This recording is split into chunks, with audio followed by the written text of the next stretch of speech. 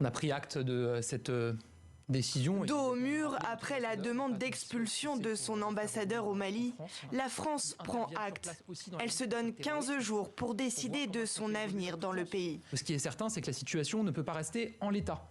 Et donc, d'ici à la mi-février, on va travailler avec nos partenaires pour voir quelle est l'évolution de notre présence sur place. En coulisses, les discussions entre Européens vont déjà bon train. Particulièrement depuis la décision de la junte, il y a une semaine, d'exiger le retrait d'un contingent de 90 hommes des forces spéciales danoises. Ils devaient porter main forte aux 800 militaires de la force Takuba présente au Mali. Sans surprise donc, cette nouvelle décision de la junte malienne a suscité de vives réactions des partenaires de la France. La demande injustifiée de retrait de l'ambassadeur de France isolera le Mali. L'Union européenne est solidaire de la France et du Danemark, dont le contingent a été renvoyé. L'expulsion injustifiée de l'ambassadeur français mène à une impasse. Il y a besoin d'un dialogue et pas d'une escalade pour atteindre l'objectif commun de sécurité et de lutte contre le terrorisme au Mali.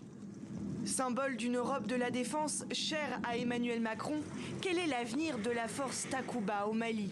La relation entre l'Afrique et l'Europe. Cette question devrait être au cœur du sommet Europe-Afrique des 17 et 18 février prochains.